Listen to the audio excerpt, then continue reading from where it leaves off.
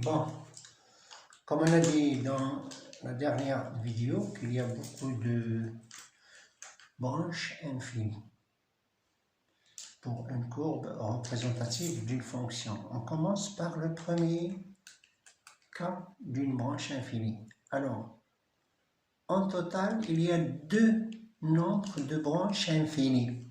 Il y a une branche infinie asymptotique et une branche infinie parabolique. Alors, commençons par une branche infinie asymptotique, qu'on appelle, pour simplifier le nom, on dit branche asymptotique. À vrai dire, son nom, c'est une branche infinie asymptotique.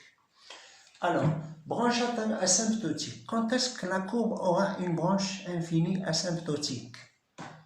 Alors, si f est définie au voisinage de plus l'infini ou bien de moins l'infini. Très bien. Et quand on calcule la limite de f de x lorsque x tend vers plus l'infini, on trouve que c'est un nombre réel. Que ce soit au voisinage de plus l'infini ou que ce soit au voisinage de moins l'infini. Alors, je récupère ici une branche asymptotique horizontale. Parce qu'on verra aussi une branche asymptotique d'asymptote verticale. Alors, si la limite au voisinage de plus l'infini donne un nombre réel, ou bien la limite au moins l'infini se donne aussi un nombre réel, on dit que f, C de f, admet une branche asymptotique d'asymptote la droite horizontale d'équation y égale à c. Alors voilà l'équation de la droite y égale à c, c'est une droite horizontale.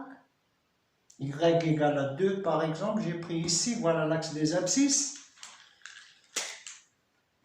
Donc si C est positif, la droite sera en dessus de l'axe des abscisses, sinon ça sera en bas. Si C est égal à 0, c'est l'axe des abscisses lui-même.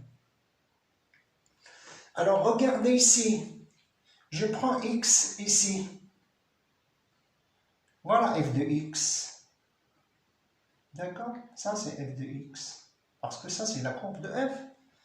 Alors faisons tendre x vers plus l'infini. Donc x devient plus grand. Voilà son image.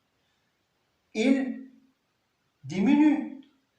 Il va vers quoi? C'est la droite égale à c. Encore x plus grande, son image se rapproche de la valeur c. Ça, c'est la valeur c. Donc, à chaque fois qu'on tend vers plus l'infini, la courbe tend vers cette droite. Mais il n'arrivera jamais à c. Parce que la limite au voisinage de plus l'infini, c'est égal à c. Donc, en réalité, l'image de x ne sera jamais égale à c. Donc, à chaque fois qu'on se rapproche de plus l'infini, la courbe tend vers cette droite. Donc, c'est comme un avion qui atterrit sur son piste d'atterrissage.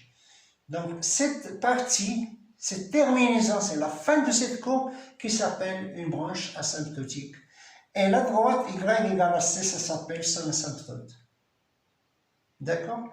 Alors, la courbe de f peut être en dessus de son asymptote, comme peut être en dessous de son asymptote. Regardez ici.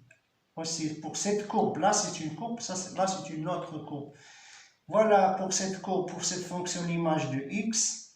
Voilà, faisons tendre x vers l'infini. Voilà son image, il se rapproche de c. Donc, comment, lorsque je calcule la limite de f de x au voisinage de plus l'infini égale à c, comment je vais tracer la courbe? Est-ce que ça sera en dessus ou bien en dessous? Ça dépend par exemple de la fonction. Est-ce qu'il est croissant, décroissant ou bien croissant? L'essentiel, je ne sais pas d'où elle vient la courbe.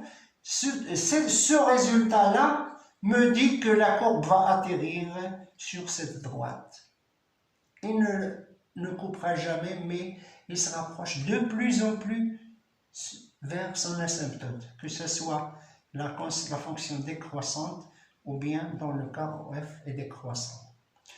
La même explication pour au voisinage de moins l'infini. Si je calcule x tend vers moins l'infini, je trouve un nombre réel, on va dire que la courbe de C de f admet une branche asymptotique d'asymptote y égale à c au voisinage de moins l'infini.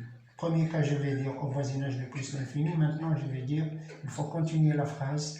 Au voisinage, il faut dire le voisinage où il existe cette asymptote, cette branche asymptotique. Est-ce qu'il est au voisinage de plus l'infini ou bien au voisinage de moins l'infini? Ça dépend de la limite qu'on calcule. Donc, si le domaine de définition de f contient les deux voisinages de moins l'infini et de plus l'infini, on aura deux branches infinies à déterminer. Ce sera un cas de ces deux cas et un cas de ces deux cas. Et voilà la première branche asymptotique horizontale. La prochaine séance, on verra une branche asymptotique verticale, donc son asymptote sera verticale. Et merci.